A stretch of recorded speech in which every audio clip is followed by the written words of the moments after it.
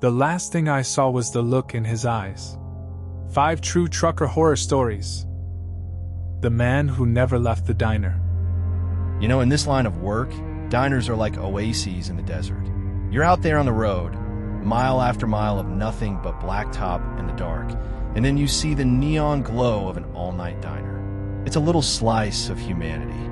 A hot meal, a cup of coffee that 100 times better than the stuff in my thermos, and maybe a little conversation with the waitress. It's a safe place, or so I always thought. This was a long time ago, a run I was doing through the Midwest. It was pushing 3 in the morning, and I was feeling it. I was in that trance you get into, just watching the white lines on the road go by. My stomach was growling something fierce. Then I saw it, a classic 24-hour diner. It had one of those old-school neon signs, the kind that buzzes a little, and a parking lot big enough for a couple of rigs. I pulled off the highway and shut down the engine. The only other vehicle, there was a beat-up old pickup truck covering a fine layer of dust, parked way in the back. The whole place was quiet. I walked inside, the bell over the door jingling. The place was straight out of a movie. A long counter with red leather stools, a black and white checkerboard floor, and booths all along the far wall. There was only one person working, a tired-looking waitress with her hair in a net, and there was only one customer. He was sitting in a booth by the back window, facing away from me. He was wearing a dark, heavy coat, and his shoulders were hunched over his plate of food. He wasn't moving, not a single twitch. He was just still. The waitress came over and filled my coffee cup. She looked exhausted but friendly. I ordered a plate of eggs, bacon, and a side of hash browns. As she was writing it down, I glanced at the man in the booth. He still hadn't moved. The steam from my coffee was rising, but nothing was coming from his plate. His food was just sitting there untouched. I asked the waitress if he was okay. She just gave a little shrug, a weary look in her eye. "He's been here since I came on shift," she said in a quiet voice. Just sits there, never says a word, never moves. That felt strange. Truckers, we come and go. We're always moving. But this guy, he seemed rooted to that spot. It was a little unnerving. My food came out, and I ate it fast. I kept glancing over at him, trying to get a look at his face. But he never turned his head. He just sat there, still as a statue, facing the wall. I finished my meal, paid the bill, and got up to leave. As I walked toward the door, I passed right by his booth. I couldn't help it. My curiosity got the better of me. I glanced in his direction, trying to get a quick glimpse of his face. I expected to see him asleep, or maybe just staring blankly at his food. What I saw wasn't what I expected at all. His food was cold, covered in a thin, greasy film. He hadn't touched a thing, and his eyes, they were wide open, staring at the wall. They were glazed over, filled with a look of pure, unadulterated terror. He wasn't looking at anything in particular, just staring. His mouth was slightly open in a silent scream. His face was as pale as a sheet, gaunt and completely rigid. He looked like a mannequin that had been sculpted in a moment of absolute horror. I gasped and turned away. My blood ran cold. This wasn't a guy who was just tired. This was a man who had seen something so terrible, so completely awful, that it had frozen him in place. I stumbled out of the diner, my heart pounding in my chest. I got back in my rig, fumbling with the keys. My hands were shaking. I started the engine and put it in gear, ready to get the hell out of there. I pulled out of the parking lot and glanced one last time in my side mirror at the diner. And that's when I saw it. He had moved. Just his head. It had turned slowly, his body still rigidly facing the wall. But his head was now twisted at a terrible, unnatural angle. And he was staring directly at me through the diner window. The lights inside made his face look even paler. The look in his eyes was the same, that frozen, petrified stare. But now that he was looking right at me, I saw something else. It wasn't just fear. It was a silent, desperate plea. He was begging me with his eyes. He was begging me to help him, to do something, to save him. I couldn't go back in there. I had no idea what had happened to him, but I knew, in that moment, that whatever it was still there. It had him trapped. He was a prisoner in his own body, in that booth. I put my foot to the floor and didn't look back. I drove until the sun came up, until the fear in my veins gave way to the exhaustion of a long night. I never went back to that diner, and every time I passed one on the road, no matter how tired I am, I think of that man. The man who never left the diner. I wonder what he saw that put that terrible look in his eyes. A look that wasn't just terror, but a silent scream for help. He wasn't just afraid. He was stuck. The silent convoy on the interstate.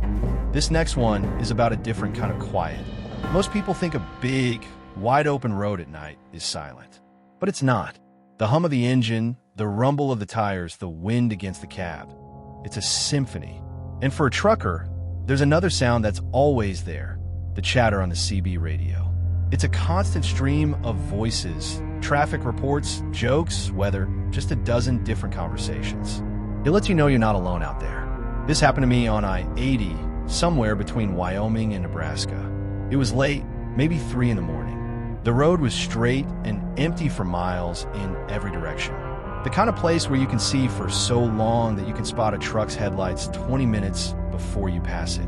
But on this night, it was different. My CB was dead. Not a whisper.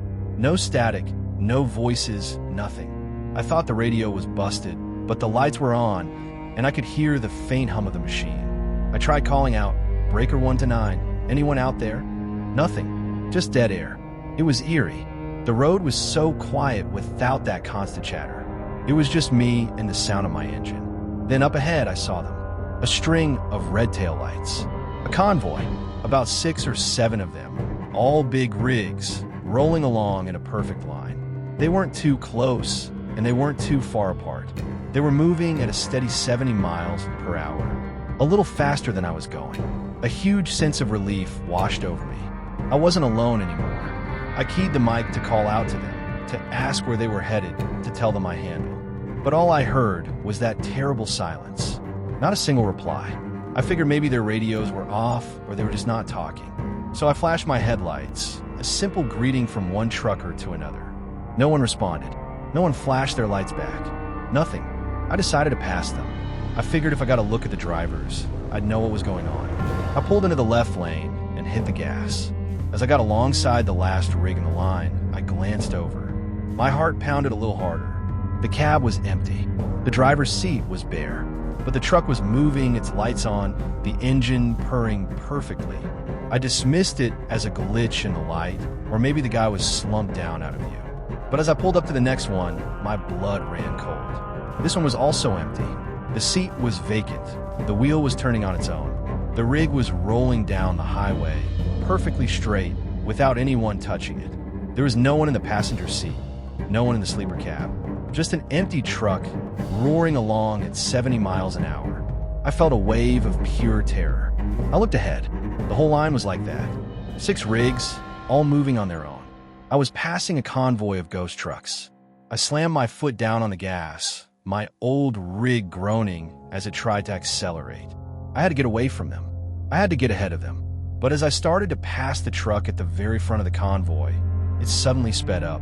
Not by a little bit. It roared. Its engine sounded terrible, hungry roar that drowned out the wind, and it pulled alongside me. The whole convoy sped up with it, all of them moving at the same impossible pace. I was doing 85 miles an hour, and they were right there. Then 90, then 100. They were on both sides of me now, boxing me in, their dark cabs silent and empty. The road was an absolute blur. The trucks were closing in, their tires thundering against the asphalt.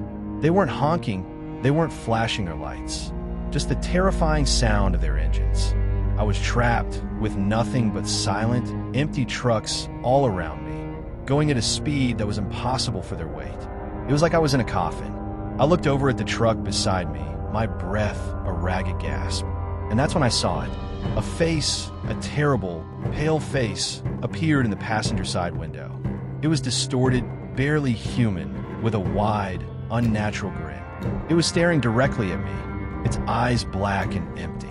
It wasn't a reflection. It was in the truck with me. It was looking at me, and that grin was a promise. A promise that it wasn't going to let me go.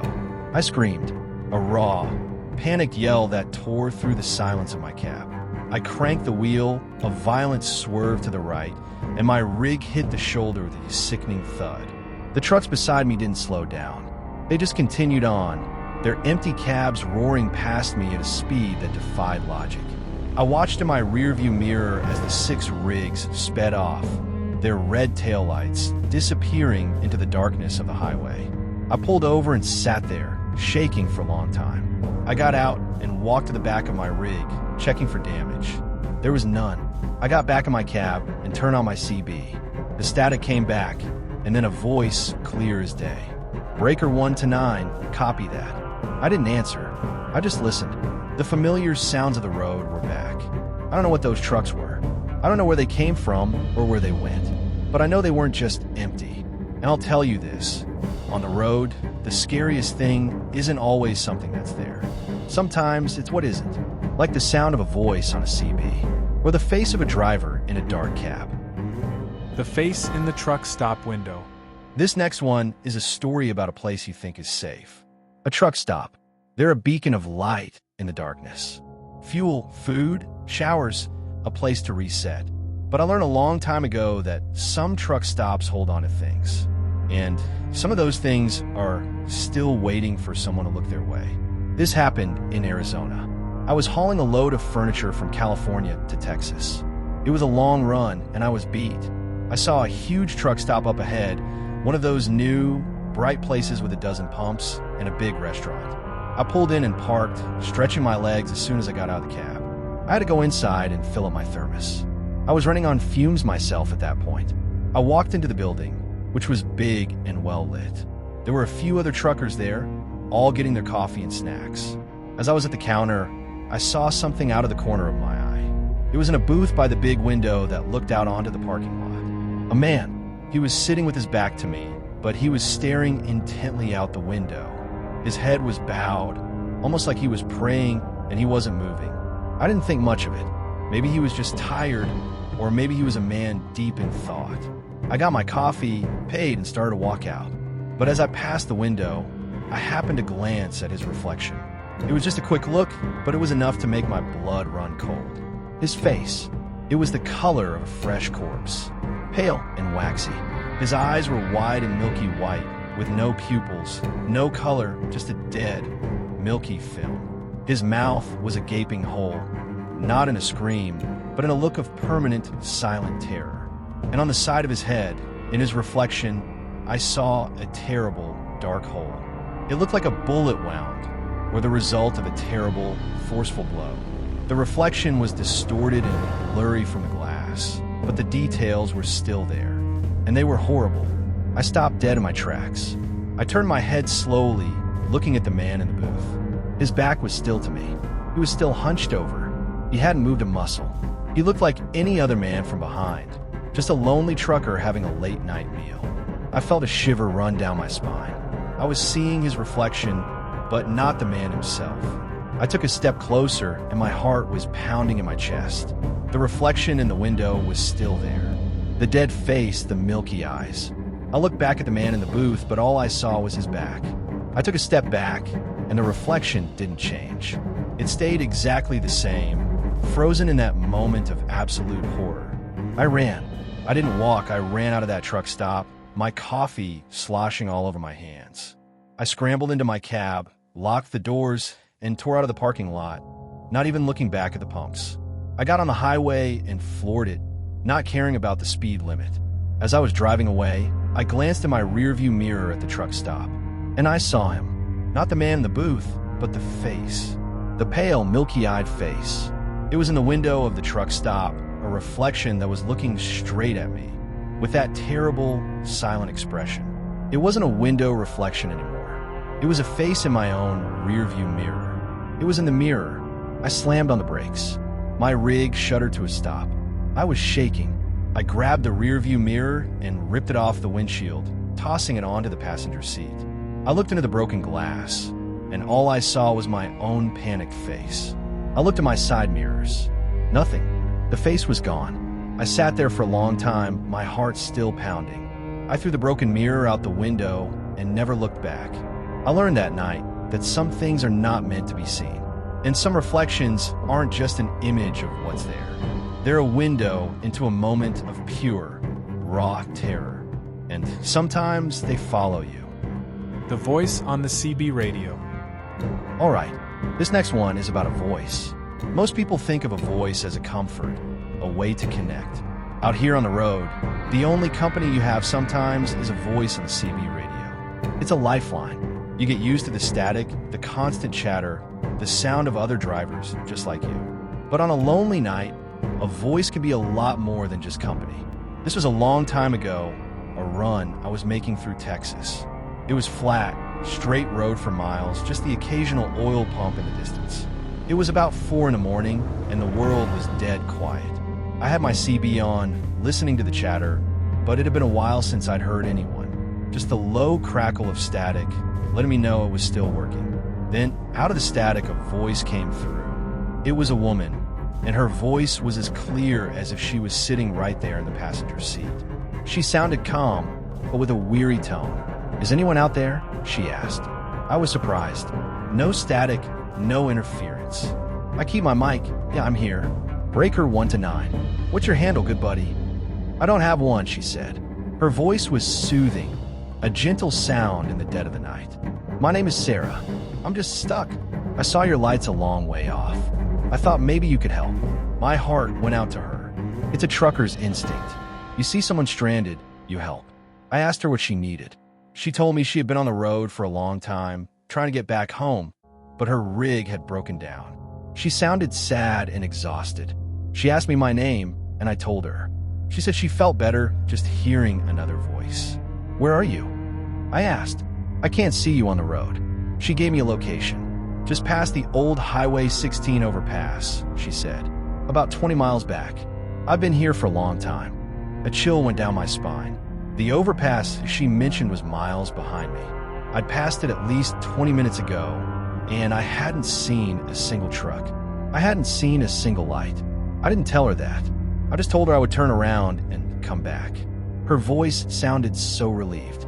"Thank you," she said. "Please hurry." I was getting a bad feeling, but her voice was so genuine, so full of despair, that I couldn't just leave her. I was about to signal to turn around when I heard something different in her voice. The calm was gone. It was replaced with a frantic, desperate pleading. "You're not coming back," she shrieked. "You're getting farther away. I can't leave. Please, you have to help me." My heart was pounding. I was driving away from her, but the signal on my CB was getting stronger, not weaker. It was as if she was getting closer. Her voice was turning from a plea to a terrible, angry yell. "I've been waiting for so long. You have to come back. You have to come back for me." The voice was no longer coming from the radio. It was coming from everywhere. It was in the cab with me, ringing in my ears. It was a terrible, high-pitched wail. I looked at the CB, and the lights were blinking frantically, as if it was a living thing trying to scream. Her voice was no longer words, but a single, terrifying shriek of pure, raw rage. "You didn't come back for me. You didn't come back." I reached for the CB mic and ripped it out of its holder. I threw it to the floor. The wailing didn't stop. It was coming from a speaker itself. I lunged forward and, with shaking hands, yanked the wire right out of the back of the radio. The sound died instantly. The only sound in the cab was my own ragged breathing. I pulled over, my hands shaking so hard I could barely turn the wheel. I sat there in silence for a long, long time. I don't know who or what was on that radio, but I know she wasn't looking for a ride. She was looking for a way out, and she was going to use me to get it. I never turned my CB on again when I was out on a lonely road. I learned that some voices on the radio aren't looking for company. They're looking for a destination. And sometimes, the scariest sounds on the road aren't the ones you hear, but the ones you wish you never heard at all. The box I shouldn't have opened. All right, this is the last one. And this is the one that changed how I do my job. Changed how I look at my own rig. This is the story of a box. An old, ugly, simple box that taught me a lesson I wish I never had to learn. Most of my hauls are what you call no-touch. The company loads a sealed trailer, you drive it to the destination, and you never touch the freight. You trust the manifest, you trust the seal, and you just do your job. It's the easiest kind of run. This was one of those. I was hauling a load of factory equipment from Ohio to a depot out in Utah. The trailer was sealed and locked.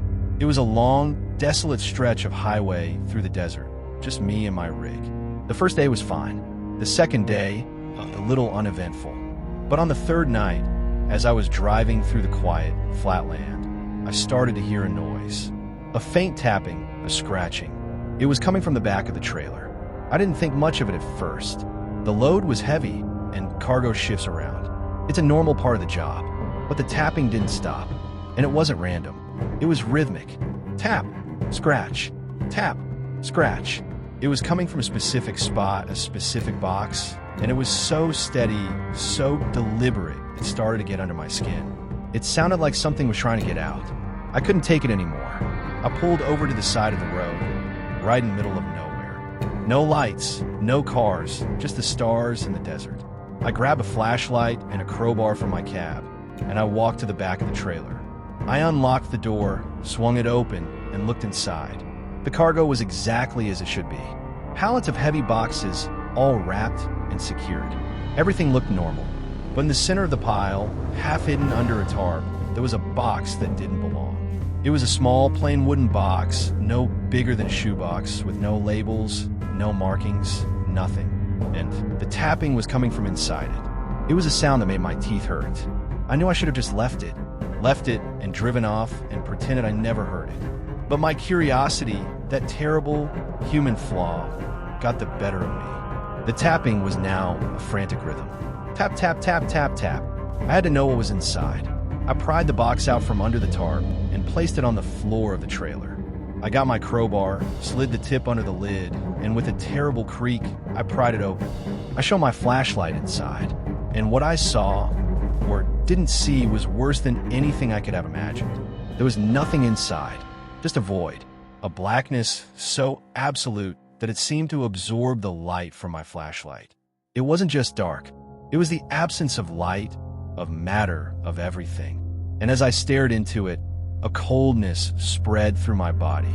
The air that came out of that box felt like it was from a frozen tomb. And then I heard it, a single terrible gasp.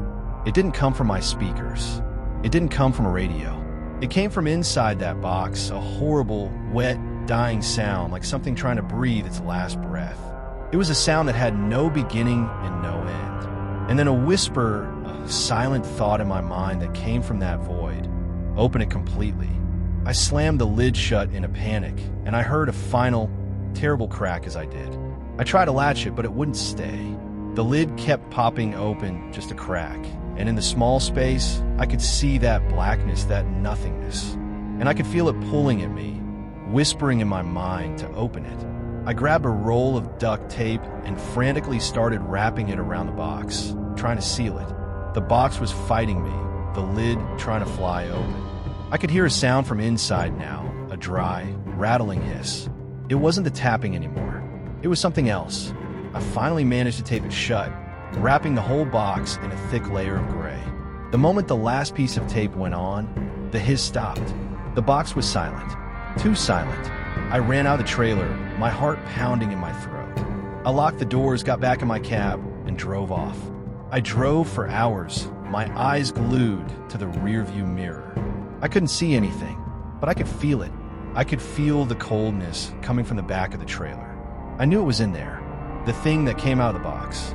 I drove all night and all day, not stopping, not sleeping. When I finally reached the depot in Utah, I didn't even park. I pulled up to the loading dock, and before the foreman could even say a word, I said, "The seal's broken. It's all yours." I unhooked my cab from the trailer, and I didn't look back. I just drove off, leaving the trailer and that terrible box behind. I never took a no-touch load again. And I'll tell you this, some things are packed for a reason. Some promises, even if they're unspoken, should never be broken. I broke a promise that night, the promise to leave that box alone, and I paid for it. Because what was inside that box, it's not in the box anymore.